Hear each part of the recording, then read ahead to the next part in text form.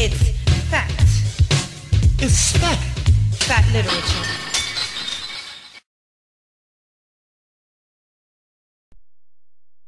We're here to speak about the spoken word, and we can't wait to hear from you guys because you both know so much, and I know you're going to enlighten us. So please, I leave you the floor. All right. I'm just going to reflect in a brief description. In the last 30 years, the so-called poetry scene has changed dramatically.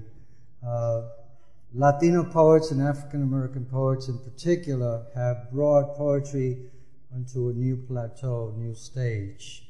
And that is because we were often excluded from the poetry scene or the blank page. We had to create a situation where our voices will not be stifled.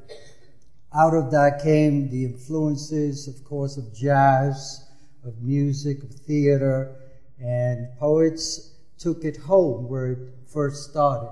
We weren't allowed to read in the college circuits, so we took it to the apartments, we took it to the galleries, we took it to the so-called streets, and it wasn't about street poetry, it was about making something happen. And in short, what happened was that the poets started reflecting the social and political and cultural conditions of our neighborhoods. Yeah. And as a result of that, we went into a thing of being more than just a voice representing our peoples and our concerns. We started giving the word new sound, new rhythm. From that, jazz became beat. From beat, we have hip-hop and rap. Now we have slam poets versus jam poets and so on. And we're still working to let people know that tomorrow is another blank page and that our poetry has always been there from the very beginning. Sure. But right now we're creating a bridge of communications with a multiracial heart. Mm-hmm. And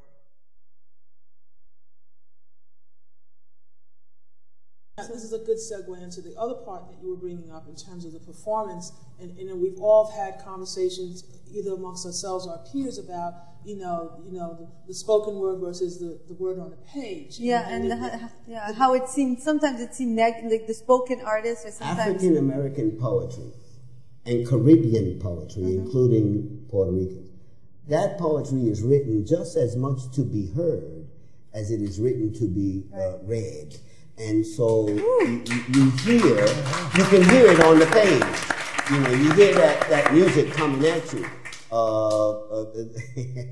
In Puerto Rico, poets used to square off against one another, mm-hmm. what they call the decima, which is a 10-line poem that rhymes, right?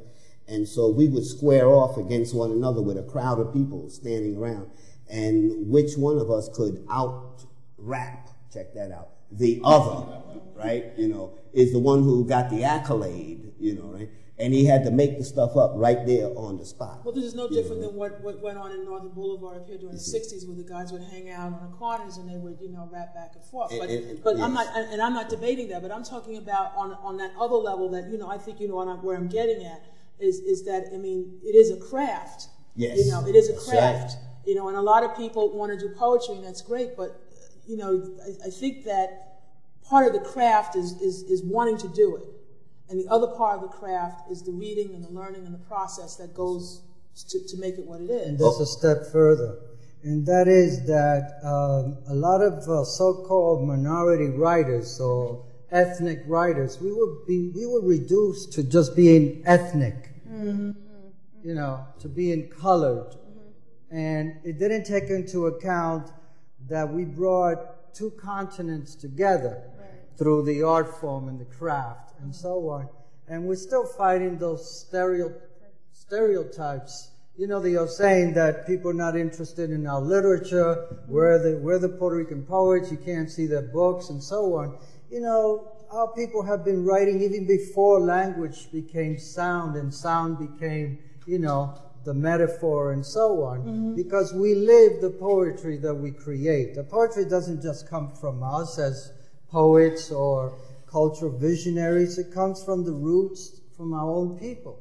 And so we reflect those voices. Absolutely. And that's why we call it the spoken word. It's not just about us, it's about, we are ourselves transmitting the art form, but the art form is also creating who we are. Absolutely.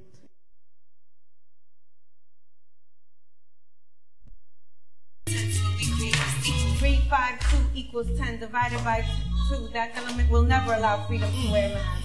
To act like all we know how to do is talk about money and chase the ass.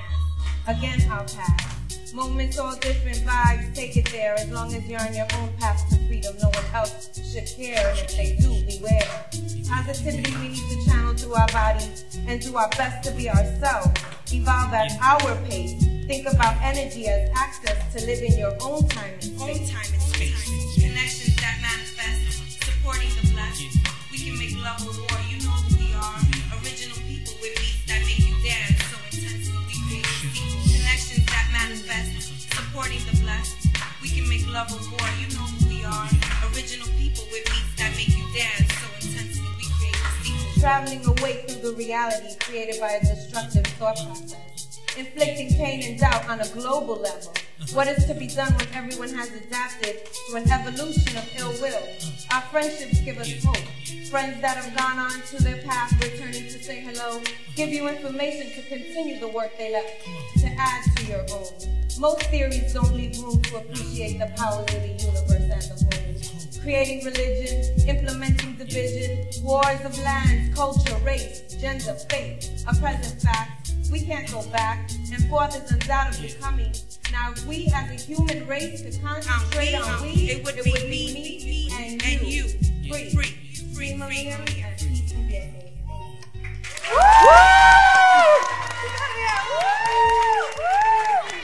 Oh, that was great.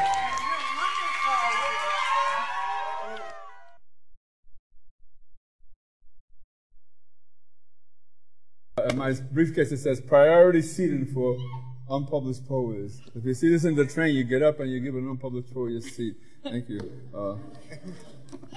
And then, shut up. That's a baby. I love babies. Okay. Anyway, before I read the poem I'm supposed to read, there's a poem I read every day, and I don't care what I've been told to do, but I'm going to do it anyway. It's called Telephone Booth number 905 and a half. And if I don't read this, I can't read a damn thing.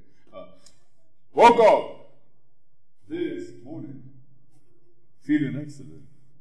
Picked up the telephone, dialed the number of my equal opportunity employer to inform him, I will not be in to work today. Are you feeling sick? The boss asked me. No, sir, I replied. I am feeling too good to report to work today. If I feel sick tomorrow, I will come in.